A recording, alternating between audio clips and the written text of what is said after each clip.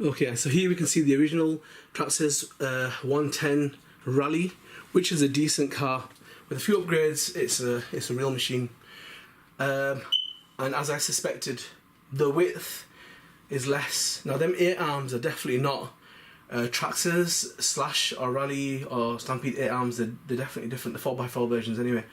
So obviously I always like to do my stuff a bit different, so I've taken the Traxxas stickers off. I've put ice green vinyl wrap on my shell. But yeah, it definitely is. I mean, if you can see it from the side view, you know, it doesn't stick out of the arches. The tyres, the wheels they don't stand out. Now if I was to change the shells around, it'd be a completely different story. So if I was to take the shell off and put the Traxxas Deegan one on, it won't be a perfect fit anyway, but so we can get the front mounting holes in. Come on!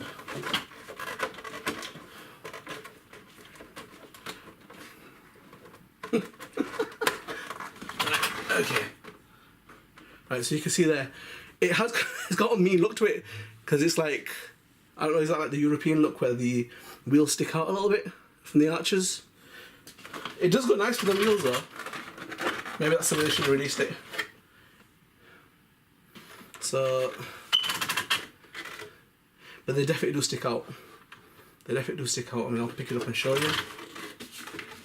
So it's not, so it definitely has reduced the width of the car. You can see the wheels sticking out, the back ones stick out quite a bit.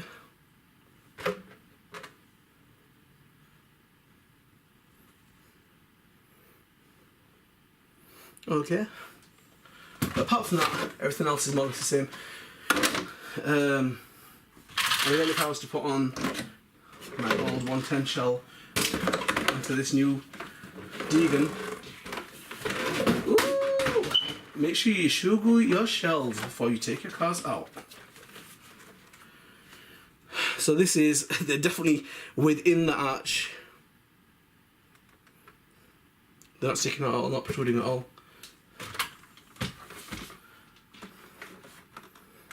So yeah, it's definitely, that's what's the difference there. Now if you have tyres that don't balloon, not a major issue. Now, I'll just show you my Rally. So that's it. I was thinking about changing out the wheels and tyres, because what I've done on mine is obviously I've got RPM arms on the front. You don't really need them on the front.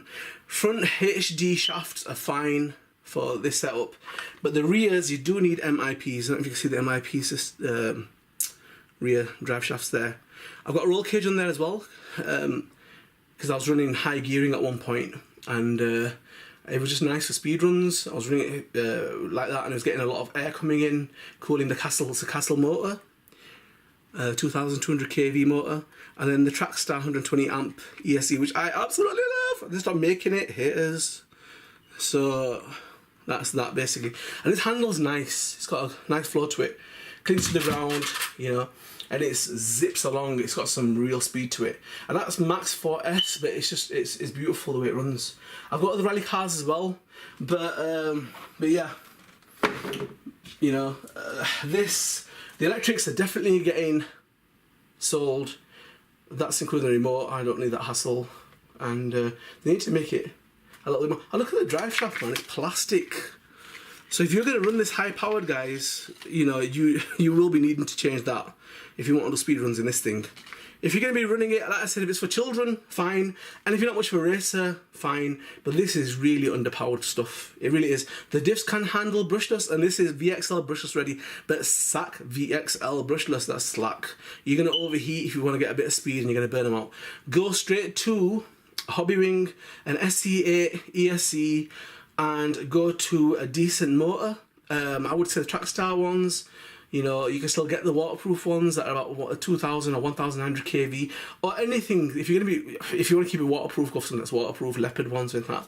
You want to spend a fortune and get maybe a better servo and see how that lasts. Then I can see them drips are going to come off in no time on road. So I might just save them for when I go off roading and have some other ones that I use on road. And then the shocks I'm not impressed with. They're not big bore. There's nothing special about them. But I was why did I go for it? Why did I go for it? Well, I wanted a rolling chassis anyway.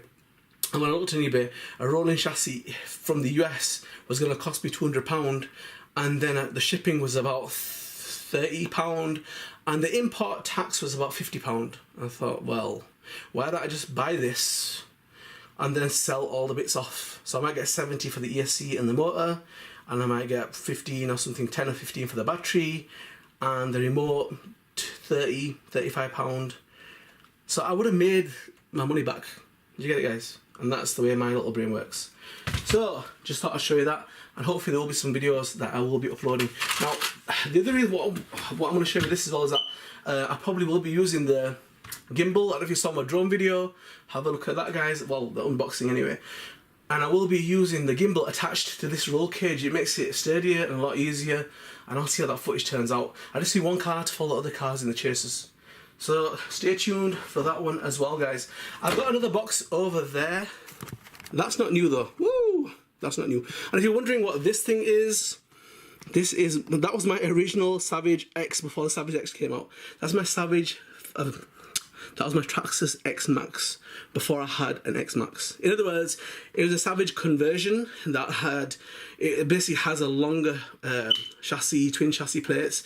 It's a TCS crawler one. It's not the Alza one that's been out. It came out afterwards. The Alza stuff did, and that's. I'll show you that, guys. I'll do a side-by-side comparison with my X Max and that, because it's a machine. It's nice. It's heavy duty, and it's got the XO1 motor in it, so that's kicking as well. Anyway, I'll do a quick unboxing of the next box, which is, well, anyway, watch the video and you'll find out. Okay, guys, we'll leave it there.